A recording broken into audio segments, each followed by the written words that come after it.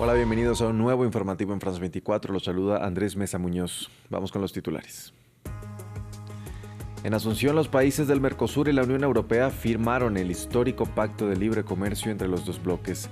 El presidente de Paraguay y la presidenta de la Comisión Europea celebraron el pacto que aseguran elige el libre comercio o el libre cambio sobre los aranceles y las alianzas sobre el aislamiento analizados. El presidente Donald Trump informó aranceles a varios de los países europeos por su posición o su oposición al control estadounidense sobre Groenlandia. El mandatario dijo que las tarifas sobre Dinamarca, Noruega, Suecia, Francia, Alemania, Reino Unido, Países Bajos y Finlandia se aplicarán desde el 1 de febrero.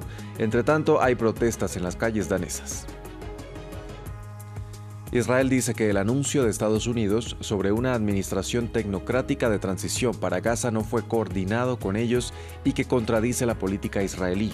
La llamada Junta de Paz supervisará el gobierno temporal en el enclave palestino y ya se conocen varios nombres que la integrarían.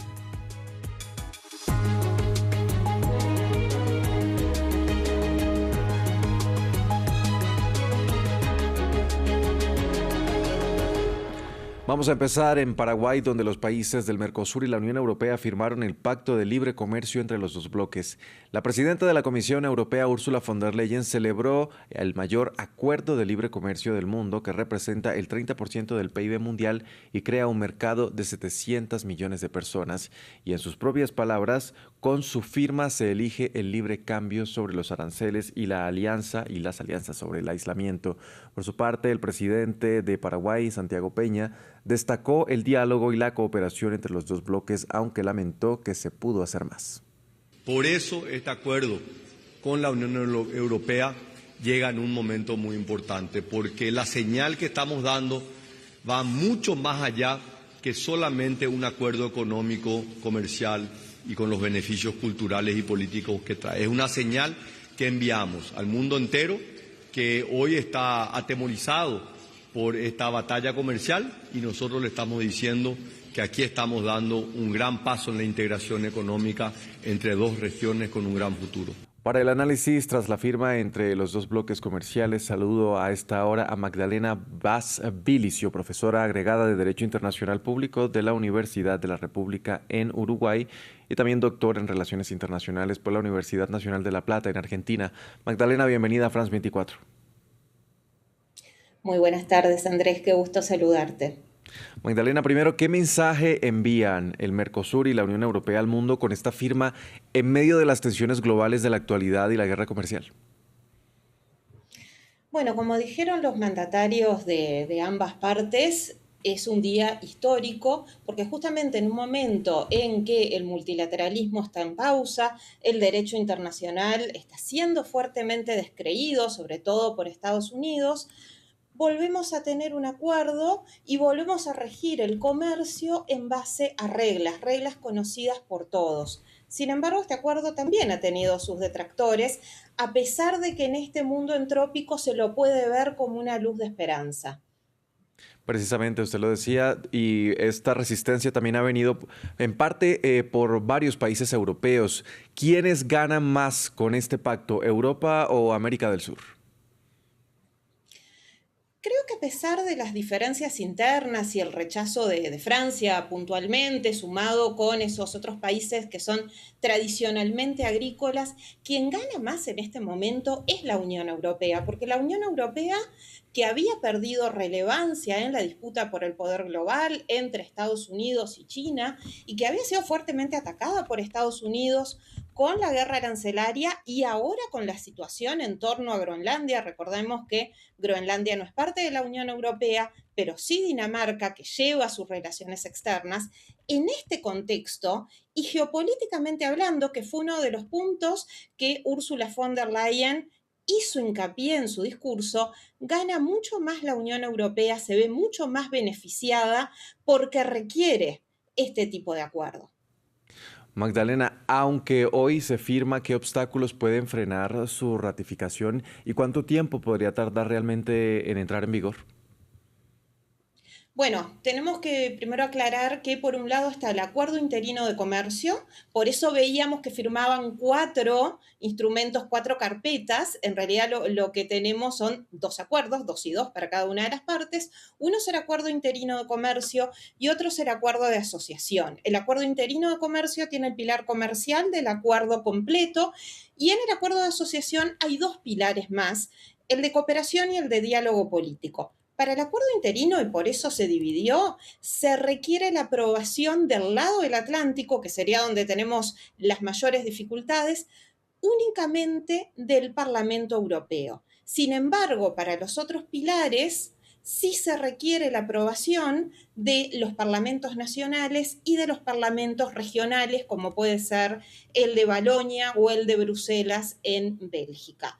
Entonces, para esta otra parte, que tal vez curiosamente parecería que diálogo político y cooperación en materia de derechos humanos, de Estado de Derecho, de democracia, no habría mayor polémica, para esta parte sí Francia y sus aliados pueden impulsar mayores bloqueos.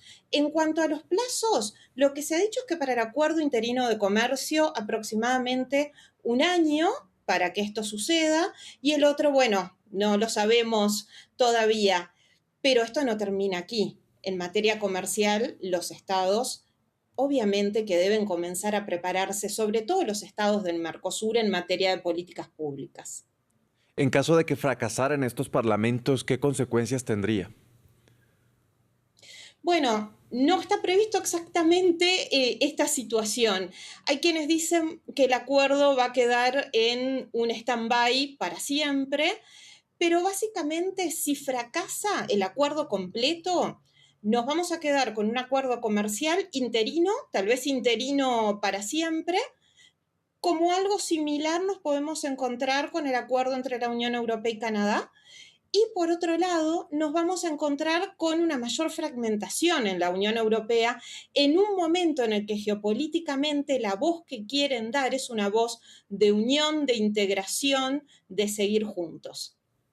Minera Magdalena Vaz Vilicio, ella es doctora en Relaciones Internacionales por la Universidad Nacional de La Plata. Gracias por acompañarnos a analizar este tema aquí en France 24. Gracias por la invitación. Cambiamos de tema. El presidente Donald Trump informó aranceles a varios de los países europeos por su oposición al control estadounidense sobre Groenlandia. Las tarifas serán impuestas sobre Dinamarca, Noruega, Suecia, Francia, Alemania, Reino Unido, Países Bajos y Finlandia desde el 1 de febrero. Entre tanto, en las calles de Copenhague, miles de personas se reunieron para denunciar las ambiciones territoriales de Donald Trump sobre Groenlandia. Veamos el informe. Una oleada de manifestantes desafió el frío de Nuuk, Groenlandia, con banderas y pancartas con mensajes claros para Donald Trump, como Groenlandia no se vende. Manifestantes también llenaron la plaza del ayuntamiento de la capital danesa, Copenhague, para mostrar su oposición a los planes del presidente de Estados Unidos. En las pancartas, consignas antiimperialistas y parodias humorísticas. Entre los presentes, muchos tienen familia en Groenlandia. La angustia y el miedo por lo que va a pasar con nuestra forma de convivencia, pero sobre todo por lo que va a pasar con mi familia en Groenlandia. ¿Cómo van a hacer para quedarse allí? ¿Van a tener que marcharse? ¿A dónde irán cuando eso ocurra? Estos últimos días han sido difíciles y hemos recibido amenazas del presidente estadounidense. Por eso el hecho de que tanta gente venga a mostrarnos su apoyo y de que no estemos solos es muy significativo y al mismo tiempo demuestra que estamos unidos, que tenemos algo a lo que aferrarnos. Eso nos da apoyo y fuerza. Desde su regreso al poder en enero de 2025, Donald Trump menciona regularmente la toma de control de la isla ártica por su posición estratégica y sus importantes reservas de minerales. El viernes incluso amenazó con aumentar aún más los aranceles a cualquiera que se opusiera a su proyecto. En noticias de Irán, este sábado el ayatolá Ali Jamenei reconoció públicamente que varias miles de personas han muerto en la República Islámica durante las últimas semanas en medio de las intensas manifestaciones. El líder supremo responsabilizó a Donald Trump por estas muertes, mientras que en ciudades como Roma y París, cientos de personas salieron a las calles para apoyar el movimiento antigubernamental iraní. Los detalles con Hugo Caro Jiménez. El líder supremo de Irán apunta a Donald Trump. Este sábado, el ayatolá Ali Jamenei reconoció por primera vez que miles de personas han muerto en las últimas semanas en la República Islámica por las intensas protestas, unas que, de acuerdo a grupos de derechos humanos, han sido brutalmente reprimidas por las autoridades. Para Jamenei, el presidente estadounidense es el culpable de las víctimas mortales. Consideramos al presidente estadounidense culpable, tanto por las víctimas como por los daños y perjuicios causados y por las calumnias que profirió contra la nación iraní. Los estadounidenses planearon y actuaron. El objetivo de los estadounidenses, y lo afirmo clara e inequívocamente, con más de 40 años de experiencia en la República Islámica, es arrasar con Irán. Un día antes, Trump expresó su agradecimiento a los líderes iraníes por haber detenido la matanza de manifestantes. El republicano ha apoyado en múltiples ocasiones las protestas antigubernamentales iraníes, amenazando incluso con intervenir. Y en medio de este cruce de declaraciones, miles de personas han salido a las calles en todo el mundo para apoyar a los manifestantes iraníes. Este sábado, Roma fue escenario de una multitudinaria protesta para condenar lo que han llamado como caza de personas. Basta ya, dejen de matar, de condenar a muerte, de arrestar. Están llevando a cabo una verdadera caza de personas. Acaben con esto. El mundo les está mirando. Han intentado ocultar lo que ocurre en Irán. No lo han conseguido. En otras ciudades como Frankfurt y París también se registraron manifestaciones similares. De acuerdo a ONGs de derechos humanos, más de 3.000 personas han muerto en medio de las protestas en Irán. Vamos con noticias de la Franja de Gaza. Israel dijo que Estados Unidos no coordinó con ellos el anuncio de una administración tecnocrática de transición para la Franja de Gaza. La oficina del primer ministro Benjamin Netanyahu dijo que dicha medida contradice la política israelí. Entre tanto, Turquía, Argentina, Egipto y Canadá dijeron haber recibido la invitación del presidente estadounidense Donald Trump para ser parte de este grupo. Revisemos quiénes conformarían la junta presentada por Washington. Estados Unidos mueve sus fichas para conformar la nueva Junta Ejecutiva de Gaza, en conformidad con la puesta en marcha de la segunda fase del plan de 20 puntos ideado por la administración Trump y secundado por Israel, Hamas y las potencias árabes. Este viernes la Casa Blanca publicó los nombres de las personas que estarán a cargo de supervisar las labores del Comité Nacional para la Administración de Gaza, entidad a la que Hamas deberá entregar el control de la franja y que será liderada por Ali Shattah, un exministro de la Autoridad Nacional Palestina. Cada integrante de la Junta Ejecutiva supervisará una cartera definida fundamental para la estabilización y el éxito a largo plazo de Gaza, que incluye, entre otros, el fortalecimiento de la capacidad de gobernanza, las relaciones regionales, la reconstrucción, la atracción de inversiones, la financiación a gran escala y la movilización de capital. El organismo directivo estará conformado por 11 personas, entre las que se encuentran el secretario de Estado de Estados Unidos, Marco Rubio, el ex primer ministro de Reino Unido, Tony Blair, el yerno del presidente Trump y empresario Jared Kushner, el director ejecutivo del fondo de inversiones Apollo Global Management, Mark Rowan, y representantes de Turquía, Emiratos Árabes y Egipto. Sumado a esto, la Casa Blanca anunció que el diplomático búlgaro Nikolai Mladenov tendrá el cargo de alto representante para Gaza, mientras que el mayor general de las Fuerzas Armadas de Estados Unidos, Jasper Jeffers, tendrá la labor de comandar la Fuerza Internacional de Estabilización, el organismo que será el encargado de desarmar a Hamas y velar por la seguridad de los civiles palestinos. En Uganda, Yoweri Museveni, que ya lleva 40 años en el poder, fue proclamado sin sorpresa el ganador de las elecciones presidenciales. El ex guerrillero de 81 años ganó así su séptimo mandato desde 1986. Sin embargo, el balance de Museveni hasta ahora divide a los ugandeses. Lea Jurel nos amplía. A sus 81 años y en el poder desde 1986, Yoweri Museveni consiguió su séptimo mandato consecutivo como presidente de Uganda. Por lo tanto, el candidato Yoweri Kaguta Museveni, al haber obtenido el mayor número de votos en las elecciones y al haber superado el 50% de los votos válidos emitidos en las elecciones, la comisión declara presidente electo al candidato Yoweri Kaguta Museveni.